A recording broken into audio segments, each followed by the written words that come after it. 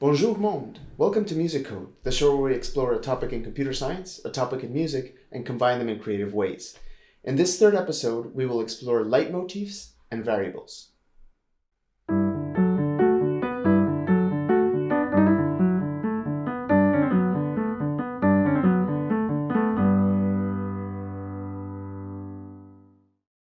Leitmotifs.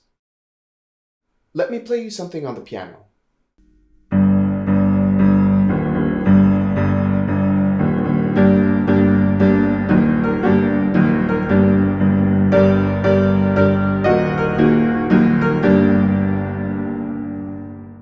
And let me play you something else.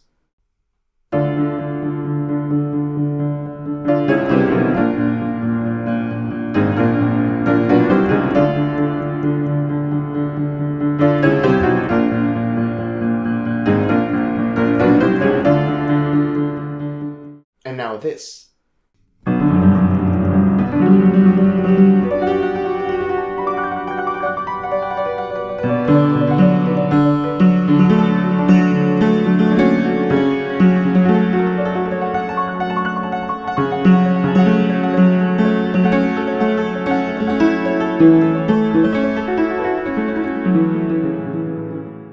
And just one more.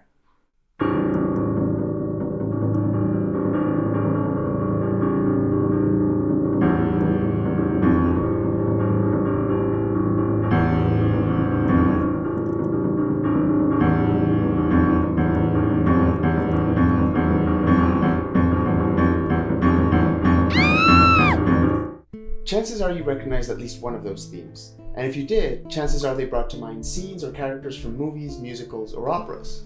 The reason this happens is because composers wrote these little pieces precisely to have this effect on you, and these little pieces are known as leitmotifs. Leitmotifs are short, memorable pieces typically associated with a specific character, place, event, or even something more abstract like an idea.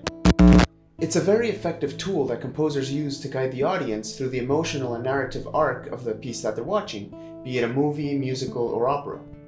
So for instance, if you're watching Star Wars and the Imperial March comes on, you know that Darth Vader's nearby, even if you can't see him on the screen. This type of effect can be very useful in contextualizing things for viewers.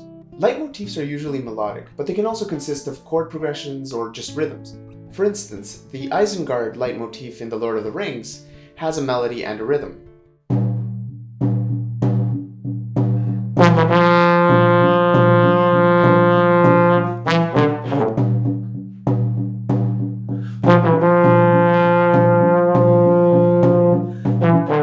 But I typically associate it more with the rhythm.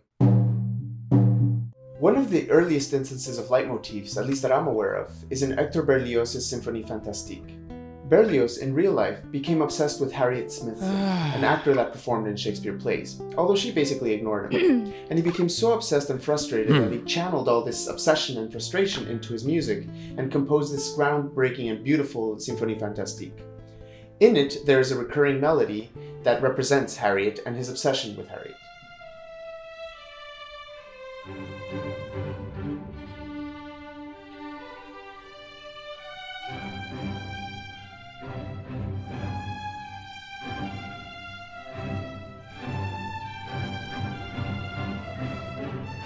After hearing the symphony, Harriet eventually answered Berlioz's many unanswered letters, and eventually they got married.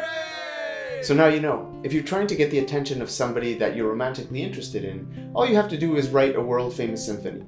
One of the best-known users of leitmotifs is Richard Wagner, in particular in his massive opera Das Ring der Nibelung, or The Ring of the Nibelung. This opera consists of 4 parts and takes about 15 hours to perform completely.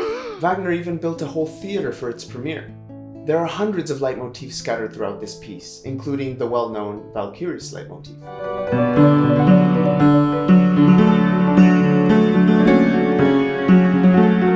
Nowadays, this is a pretty common technique in movies, and composers use these leitmotifs whenever they want to make reference to a person, place, or idea. And that is a great way to transition into our next section. Variables. Remember in the last episode I showed you the simple program to multiply a number by 2? I mentioned that even if you don't know programming, you can kind of figure out what's going on because I was using words like number. Well, what is this word number that I'm using there? It's a variable, and variables are essential to programming. You can think of them kind of as a container where you can store different things. Take this box for instance. I could decide to store a hammer in this box, and whenever I need to hang a painting, I just pull out the hammer from the box, use it, and then put the hammer back in the box. But you might decide to store something different in that box. For instance, hand cream. So the next time your hands feel dry, all you have to do is go to your handy box and put some hand cream on. Note that at this point, if you needed that hammer, you won't be able to get it from that box anymore. The box analogy is good to get an intuition on variables, but in reality it's a little different. Let's take the variable number that I mentioned previously. This variable represents a value such as 1, 2, 10, or 1729. Yes. But where does this value exist? If you recall from last episode, all of these values are just zeros and ones that are stored in memory. So let's say this value is starting at the 7,365th position in memory. Well, the variable number is simply pointing to that location in memory, so you can think of it kind of as the address for that value. All this memory management can get pretty complicated pretty quickly, but luckily compilers do most of the work for us. Occasionally, we might want to directly modify the address pointers ourselves, and sometimes we do mess up, and when we do, we might cause the computer to behave very strangely or sometimes even crash. Some programming languages, such as C++, require you to specify the type of value that you'll store in a variable, and from then on, you can only store values of that type in that variable. So to come back to our box analogy, if we had decided we would only store tools in that box, we wouldn't be allowed to store the hand cream. Other programming languages such as Python allow you to use the same variable name to store values of different type, such as a hammer or hand cream. When you define a variable, it typically has a well-defined scope, which simply means where the variable is understood. In the simple program that multiplies a number by 2, the scope of the variable number is simply the function twice. This means that if we're outside the function twice, the variable number is not understood. Think of it as a kind of nickname that you use for a family member. When you use that nickname at home, everyone knows who you're referring to. Miko!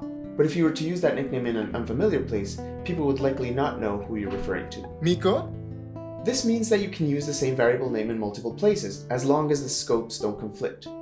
Think of it as people having the same name. My name is Pablo, but I'm not the only person in the world who's called Pablo. Although in my house, I am the only Pablo, so there's no confusion. Finally, some programming languages offer a service called garbage collection, which frees up the memory of variables that are no longer being used. This is useful because otherwise your program could end up eating up all of the memory of your computer. For the last part, I've built up an animated story and I've composed a series of leitmotifs to go along with it. I have my own mental model for what the story is about, but I don't want to tell you because I want you to try to come up with your own story based on the music and the animations. If you like, I'd love it if you let me know what your interpretation was of the animation and the music that you're about to see and hear, and let me know in the comments. Enjoy!